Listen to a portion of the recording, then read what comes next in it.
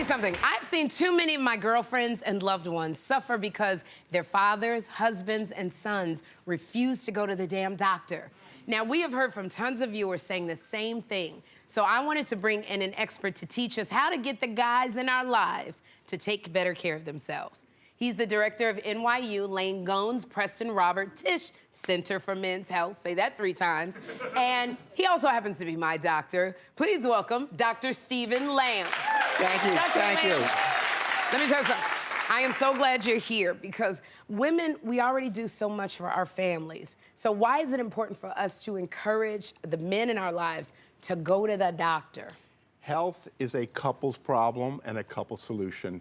You don't want your partner to die or be ill because it will affect you. And men are, unfortunately, they're dying younger, they're dying of diseases that could have been prevented if only they had gone to a physician earlier. Okay, all right, I got that. Now, you say that you have 4 keys to wellness for men. What are those 4 keys? So I think the key is people think that wellness is the absence of illness. That's not true. To be well, you need to do the following. You have to be certain that you're sleeping. Sleeping is as important as food and water.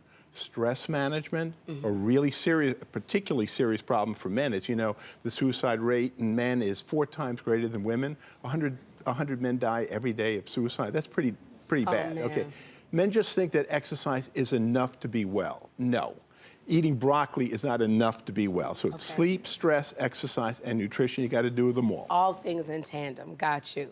Okay, now we got a lot of questions from our viewers about this. And Joe on Facebook, he said, Dr. Lamb, as I get older, I've noticed that any little health hiccup sends my mind straight into WebMD, the worst case scenario mode. Now, as a guy, I'm not exactly eager to talk about these things with people. So is there some secret anxiety-busting resource out there that can help me chill out? Yeah, rather than going to WebMD, why don't you go to a real doctor? Go to a real doctor and get your numbers checked. Know what your blood pressure is, what your cholesterol, what your blood sugar, know what your family history is.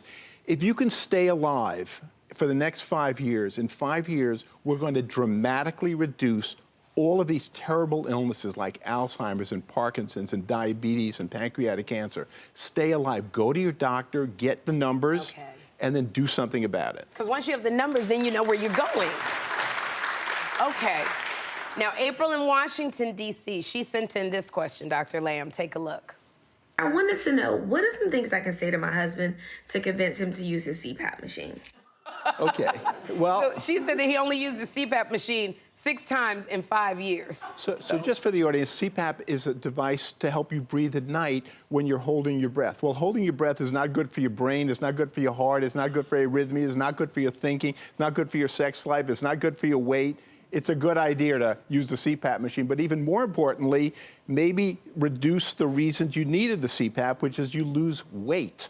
Okay, so a lot of that is back to the 4 things that you said. Okay, all right, now Nia from Maryland sent this question. Take a look. What is the difference between a midlife crisis and menopause? Our men are driving us crazy right now. Please help me. Okay. You know, because I know that there's, Dr. Lamb, there's menopause, but now I've been hearing this term manopause. Right. Is that a real thing? Right. So menopause, also called andropause, is really age-associated decrease in testosterone that occurs in everybody. Okay. But in women, unfortunately, all women go through menopause, abrupt discontinuation. They have, you know, the estrogen levels drop and you have all these symptoms. Right. For men, it's more gradual. Okay. And it doesn't happen in every man. You know, the man for diabetes, the man who's not taking good care of himself, is going to have, quote, andropause. That testosterone level is going to start to drop. And although it doesn't explain everything, but it'll explain a decrease in libido, energy, sexual function. It's real, and you can do something about it. Oh, what can you do about it? You can take sleep, stress, exercise, and nutrition. And that helps your testosterone levels. Absolutely. The #1 cause for low testosterone is obesity. Really? The second leading cause, not leading cause, but really important, are opioid use. So if I have a 30-year-old with a testosterone level which is very low, the first question is, are you on opioids? Okay, so that stops it as well. Right. The healthier the man, the higher their testosterone. Okay, so get your man to start walking, all right, with you. Lifting weights. And lifting weights. Okay, well, I'm 106 something. You can lift me. I'm saying, So Kurt in Illinois sent in this question. Take a look. I'm being bombarded by messages about testosterone supplements, and I'm wondering if they're safe. Are they regulated? Will they really make you feel younger and stronger? Okay, so what should we know about those testosterone pills? I doubt whether they're effective. Number one, measure your testosterone level in the morning. You'll get accurate levels. If your levels are low, your doctor needs to evaluate why they're low and to appropriately treat you with pharmacotherapy. And it can make a big difference. The over-the-counter materials are probably not in your best interest. Okay, all right. Now, last we got John from New York, and he sent us this question. John said, I'm 61 and my libido is higher than ever. Is this a sign of good health or excellent health? So what would you say to him? I'd say it may be a sign of very good health because, you know, sexual function is a great barometer of overall health because it means that your hormones are normal, your blood vessels are normal, your blood sugar is normal, you're probably sleeping well.